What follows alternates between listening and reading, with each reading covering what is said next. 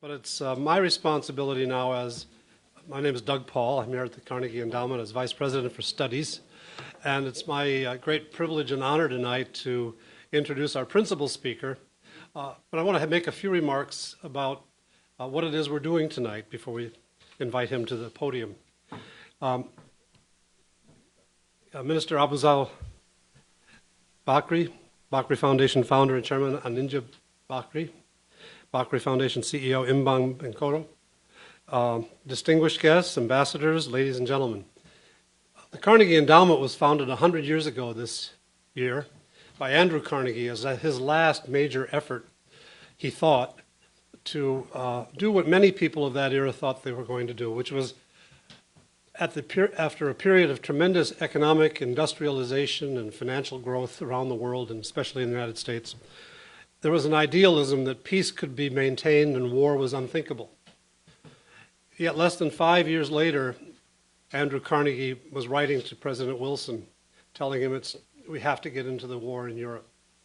Our interests were at stake.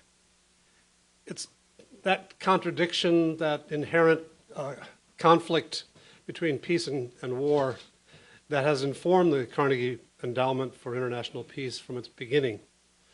And over the years, Carnegie had developed a reputation in European studies, gradually adding disarmament and other areas.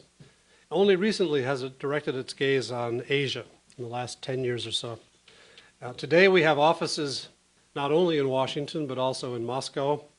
We're very strong there. Brussels, where the European Union's headquarters are located.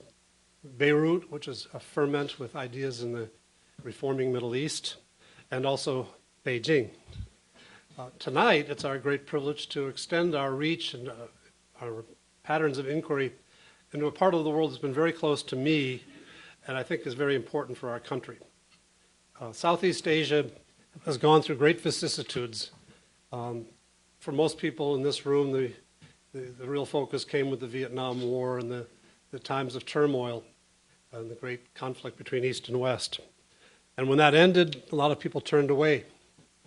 Then in the 1990s, Southeast Asia seemed to be guiding us on the path to globalization. They were very successful at welcoming foreign investment, promoting trade, and creating the global supply chain in its incipient form that we are now so heavily dependent on in the former Soviet Union, China, the Eastern Bloc, as well as Southeast Asia, Latin America, and increasingly in Africa. The 1997-98 financial crisis brought another important milestone to Southeast Asian history, as everyone in this room knows better than I. And we saw internal reform, strife, change, and the rise of China to the north, opening up to the World Trade Organization, diverted a lot of attention away from Southeast Asia.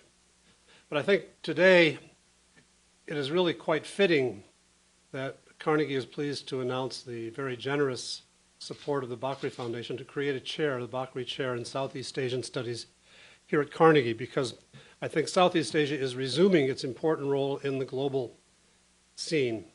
Not only is Southeast Asia witnessing a transition to a new generation of leadership and a new, more democratic politics, the complexity that that brings, but also new competition from its larger neighbors for influence and for opportunity, whether it's India or China, and I hope the U.S. This past week has almost punctuated tonight's event because we had Secretaries Gates and Clinton in Indonesia and in Hanoi discussing salient issues and making new inroads. President Obama in the last week has approved a number of initiatives, one of which is to finally put to end the discussion of how we participate in the new East Asian architecture by agreeing to the East Asian Summit participation. The second important development is the American willingness to resume contacts with the very elite military units in Kopassus, which has gone through tremendous change and reflected the societal change in Indonesia in the military itself. And I think it was a very sensible as well as politically brave step the President has taken.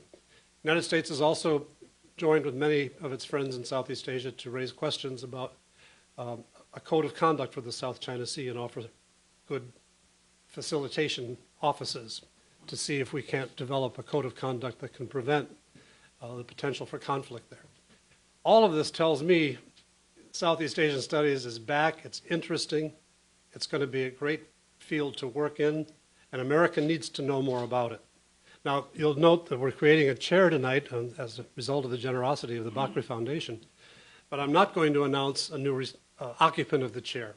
We're hoping that this event will launch what will be a very thorough and productive search for the right person to fill that job. We don't have a fixed idea of what that person ought to be, except it should be very interested in Southeast Asia and its relations with the outside world, should know a lot about what goes on in the region, whether it's economics or military or politics is not first on our priority list, but being knowledgeable and contributing to debate on policy matters, which is the tradition of Carnegie, will be the most important criterion. We invite you, or people you know, or people you think we ought to know, to get on the website for Carnegie Endowment for International Peace, ceip.org, and make their submissions, because we would like to have a quick and thorough personnel search to find the right person to fill this really important job. Now it falls to me to welcome the founder and chairman of the Bakrie Center Foundation, who has been smart enough, in my view, and brave enough, probably in his view, to endow this chair for Southeast Asian Studies. Tonight, it's my great privilege to welcome Aninja Bakrie to the podium.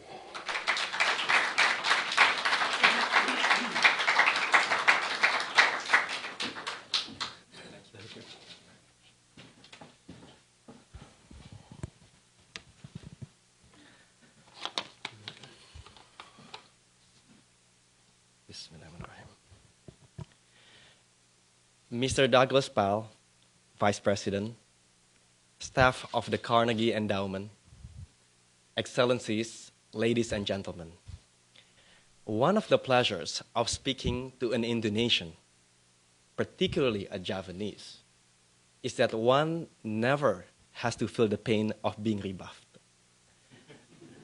An Indonesian nods his head politely till the speaker has had his say. The problem, however, is what occurs after that.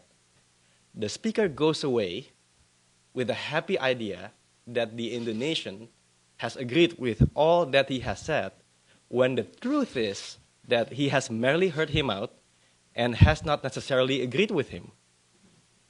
Westerners, to whom the absence of a forthright no is equivalent to a default yes, are aghast that the Indonesian has nodded his head without agreeing with anything that was said.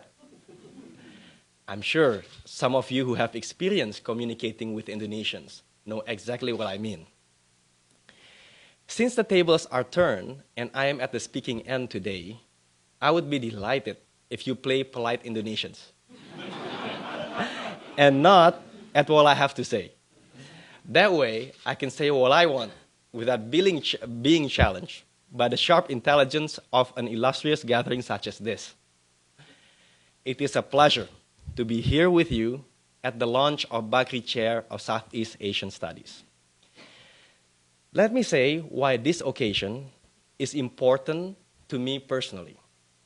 My grandfather, the late Ahmad Bakrie, who founded Bakrie and Brothers, did not have a privileged upbringing. Born in a small farming village, he managed to receive only a basic education. But he valued the importance of learning and launched concerted philanthropic efforts to help break out of the poverty cycle that kept them from education. My father, Mr. Abruzal Bakrie, who is currently here with us, right in front of me, making sure that I'm doing my job, was luckier than his father. My father studied at Bandung Institute of Technology, one of the Indonesia's best universities. He received a degree in electrical engineering in 1973, and he joined the family business soon after. I am the luckiest in the 3 generations of my family like my siblings and cousins, who are some of them present here today, because I was able to receive tertiary education in the United States, first at Northwestern University, and then at the Stanford Graduate School of Business. Actually, I was there cheering for Chicago Bulls, who were champions long time ago and played on the same golf courses graced by Tiger Woods, though not at the same time. If I may put things another way, land, labor, and capital were the factors of production in my grandfather's generation.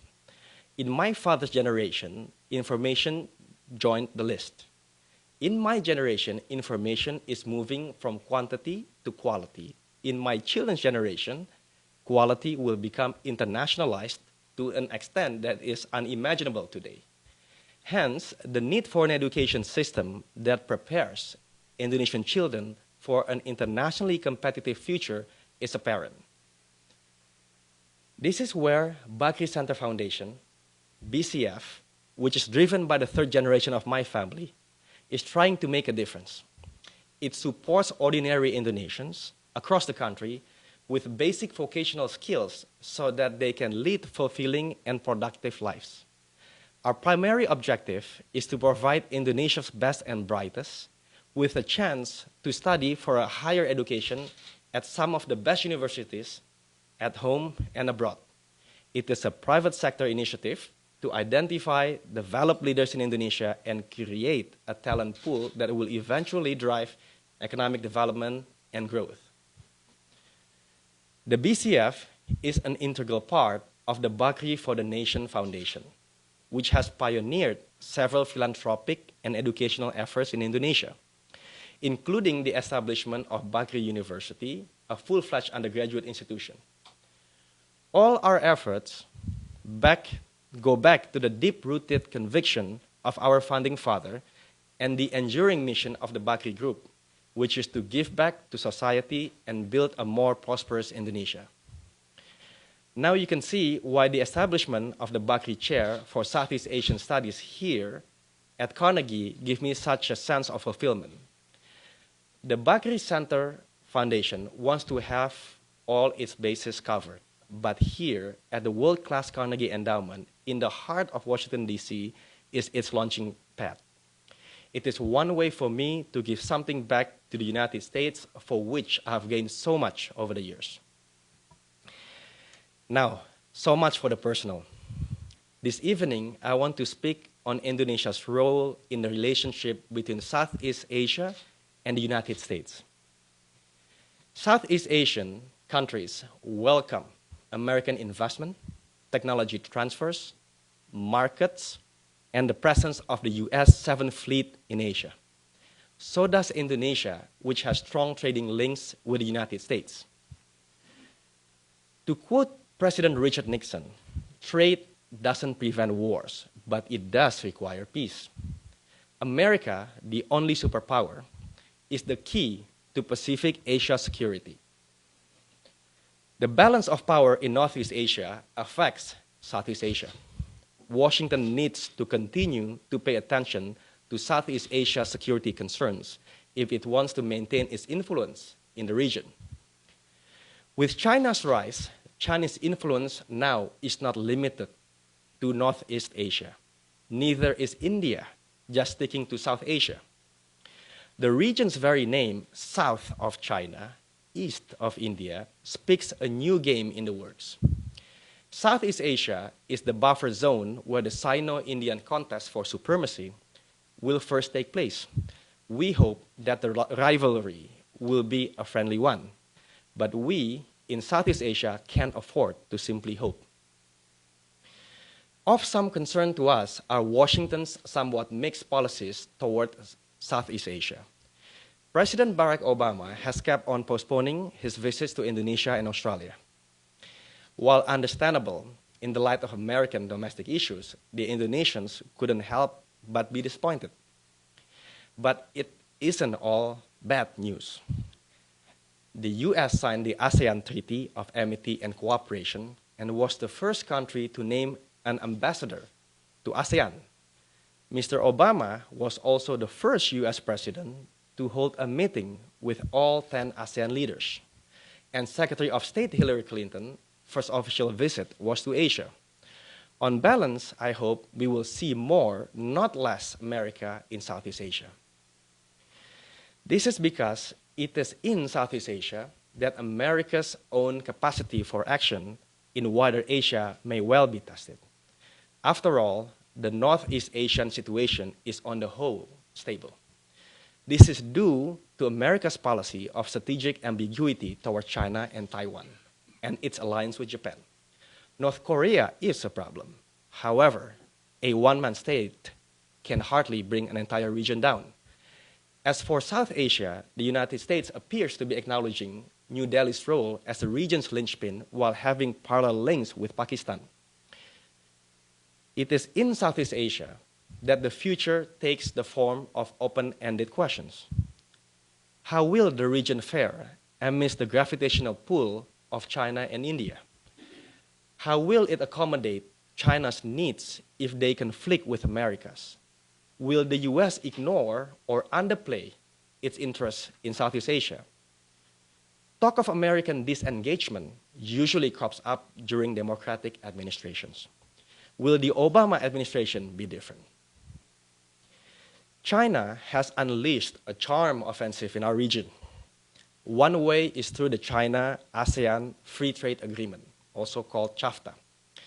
Some Indonesian businessmen might be apprehensive about what CHAFTA will mean for their competitiveness, but Southeast Asians welcome it generally. However, it would be good for the United States to be around as well and use its soft power much as China is doing. Therefore, we look forward to a win-win game. The Indonesian archipelago forms a crossroad between two oceans, the Pacific and Indian, and a bridge between two continents, Asia and Australia. Indonesia, the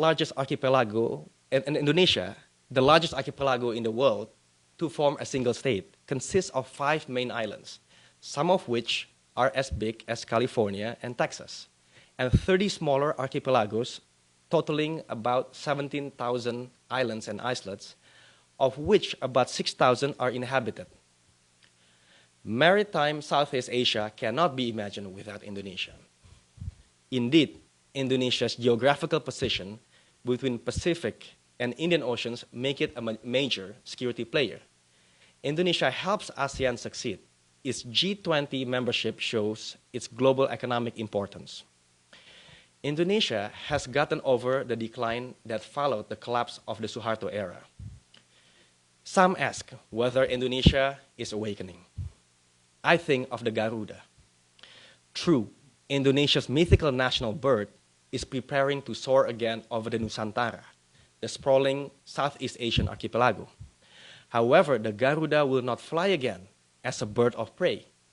This is what happened when Sukarno launched confrontation against Malaysia and Singapore in the 60s. It is not Indonesia's interest for such a history to repeat itself. Like you, what we want are democracy and economic growth. What Indonesia needs now is recognition of its status as a rising Southeast Asian power. Washington has reasons to encourage Indonesia's peaceful rise. These reasons are seen in the U.S.-Indonesia Comprehensive Partnership. Its main features have to do with China, Islam, and democracy. China has legitimate interest in protecting its access to global markets and Middle East energy sources. Jakarta would be wary of any attempt to encircle China strategically. Hence, any move to try and make Jakarta a component of China's containment is bound to fail, especially if that policy is against Beijing's legitimate interests in the Taiwan Straits. It will be in everyone's interest for relations to stay friendly. Indonesia, being the world's largest Muslim country, offers America a gateway to Islam in Southeast Asia. We are also the 4th largest country in the world after the United States, and our Muslims are by and large moderates. Although President Obama isn't a Muslim, the middle-aged in his name would be a bridge to Indonesian moderate Muslims. Considering his unique Indonesian heritage, he will bring that X factor to the negotiating table. Democracy is an essential part of the new chemistry between America and Indonesia. As Americans are first to say, democracies are unlikely to go to war with one another, although they do and they can fight non-democracies. Hence, the spread of democracy helps to make the world more peaceful. A democratic Indonesia contributes to peace in Southeast Asia. Having said all this, I must admit, Indonesian cultural attitudes toward the United States are uneven. The MTV generation and the affluent middle class are in love with American food, fashion, media, education, and Hollywood stars. Madonna and Michael Jackson, or maybe now more Justin Timberlake and Britney Spears, compete with the drone of the traditional gamelan. However, many Indonesians detest American hard power. TV footage of tanks rumbling through the streets of Baghdad or fighter planes bombing strategic targets in Afghanistan has left a bitter aftertaste of US policies. Yet we, Indonesians, prefer to see America as more than only a country of tanks and planes. We live in an interesting time. It is my hope that the Bakrie Chair will contribute to policy-relevant research on Indonesia and Southeast Asia by revealing key political, economic, social cultural trends. It should try to become a reference point for policy communities in the United States and subsequently Singapore and Australia, where plans are underway to establish similar chairs. Now, I had begun my speech by asking you to nod in the Indonesian way. I earnestly hope that you have not done so, but have instead nodded in a very American way that says a definite yes. However, if you have not nodded at all, please do so now. Thank you very much for your kind attention.